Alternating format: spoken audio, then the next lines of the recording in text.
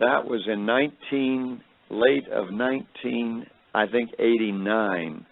Well, late 1987, well, after that, let's go back to that vision. I continued my walking and praying on around, and in the month of January 1987, I was questioning in my mind, how could these Russian submarines get that close to American soil and we not detect them? That many of them, I can't believe this, and it had my mind so troubled. And I was in a lady's home, Judith Fitzberg's home. She was one of the ladies, if any of you out there have ever read the book called Rees Howells' Intercessor by Rees Howells. He interceded and cried out to God during the Second World War, and God literally intervened through his people at his Bible school there in West Cross, Wales, or Swansea, greater Swansea area, and had tremendous victories written in that book of interventions, divine interventions that took place, like the heavy fog came in, and when all our troops were pressed down onto the beachhead there, and the heavy fog came in, and Germany was just pounding them, the Russians were just pounding them, rather. Yeah, Germany. Germany was just pounding them, and that heavy fog came in, and the British went over with every kind of boat they could get and evacuated them from that Battle of Dunkirk, I believe it was. And when the fog cleared, the Germans come swooping down on that beachhead, and there were no soldiers left. They had evacuated every one of them back across the channel. And that began the downfall of Hitler. And, of course, all those troops, thousands of troops, were able to be replaced again and continue to fight. Well, that's Rees Howells. And so I was in the home explaining just what I was doing in walking and praying the country. I had been to Rees Howells Bible College the year before and had spoke there, so she had invited me to come to a home meeting. And when I'm explaining this vision, Judith Fitzberg jumps up and comes over in front of me, this elderly lady, and she says to me in her heavy British accent, I can't speak British very well, my voice is very deep tonight, but she said to me, Henry, do you know what you're saying? And I said, Judith, I know what I saw. She says, but do you know what you're saying? And I said, Judith, I know what I saw, but what are you saying? She said, have you ever seen the book written by Reverend Gardner? I says, no. What part of the United States is he from? She said, he's not United States, he's British. I says, absolutely not. She says, I have the book. And it's called, I think, The Trumpet Call to Great Britain. And she says, what you are saying, he explains in there. He explains how out of Murmansk, which is up above over from Finland and all, and up over Archangel, that area, how the massive navy of Russia comes out, and their plan, they've been the last 3 years doing strategies, doing war games out in the Atlantic and around the Horn of Africa and around the United States, doing war games with their navy.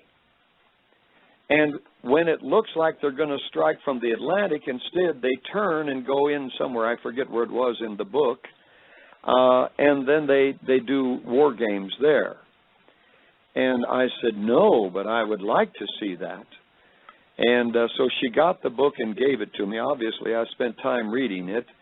And he had time with NATO and with General, oh boy, now I should have had my books here, by General, who was head of NATO at that time, American General. And Alexander Haig? Was it Alexander Haig? It was before him. Okay. Well, anyhow, he wrote the book, The Bear at the Back Door.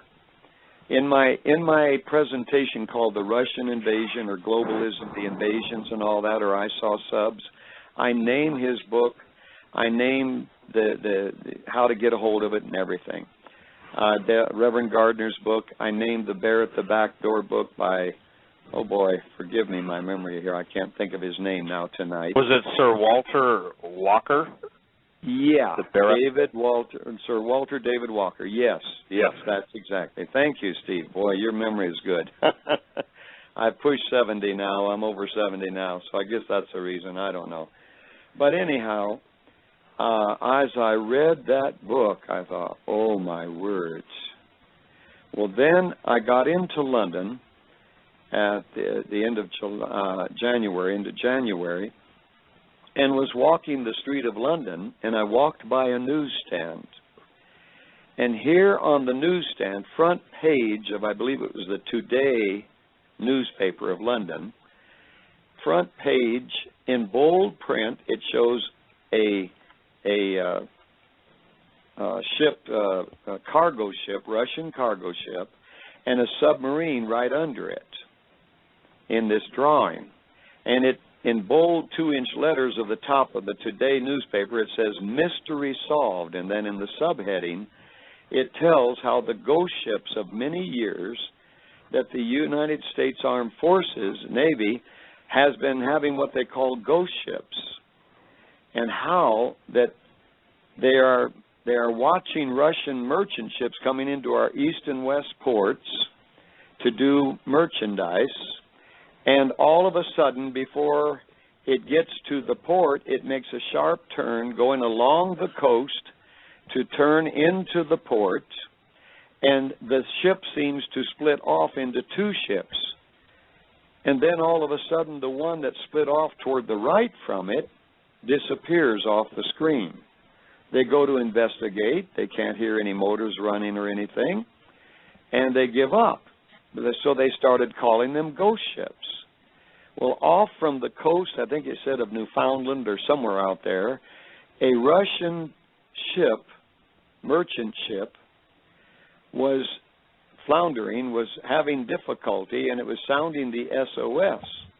And a United States Navy ship went over to assist them, and they came and said, "Do you need assistance?" They were only going 5 knots. And they said, "No, we don't. We think we've got the problem corrected." Well, in monitoring this, they began to catch a signal taking place between an object below that ship and above it. And in it, they began to realize there was a submarine, and they were communicating in Russian with that merchant ship. And then all of a sudden, the communication stopped. And so then they began to explore more seriously when the ship would split in half coming to our coast, and sure enough, they found Russian Akula subs that carry 20 SS-20 multi-nuclear warhead missiles. We might want to call them like ICBMs. 20 of those missiles in that ship, one of the most deadly nuclear-powered subs in the Russian Navy.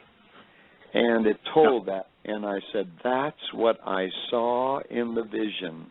The submarines were sitting along our coast. They shut their engines down. And that was what I saw, and I thought, dear Lord, we are in trouble, we are in trouble. So where are we now? Hey, Henry, I think it's important for people to know you've been in Japan and you were unaware, and Doug, you and I and Joe talked about this. I just need to insert this. Remember when he had this vision at Carnarvon Castle, the biggest news story a little over 3 weeks ago as far as relating to Henry's vision was the Russian Akula-class nuclear submarine that went undetected in the Gulf of Mexico for 30 days. Henry was unaware of that because he'd been out of country. Now, I want people to understand, we're talking about a vision that was given to Henry Gruver so many years ago that now is relevant and pertinent because, again, Henry, I want you to share, if you would, are you allowed to share the New Orleans fisherman thing? Do you think that's okay? Absolutely.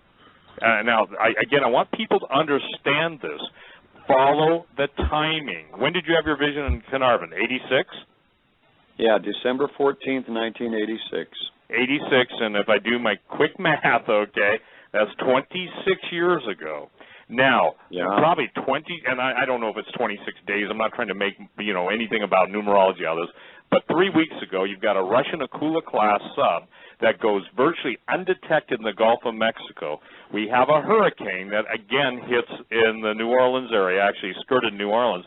But now, Henry, I want you to share the story, if you would, because I think what I'm trying to tell people is this is not by chance. Henry doesn't come into this country that often. He's always out walking the place of the world. That's my description, where the Lord sends him. But notice the time we're talking about this vision on Hagman and Hagman tonight, and we've got the situation with the Russian sub going undetected, the Akula class, multiple targeted reentry vehicle, multiple warheads, and all those missiles. And the point is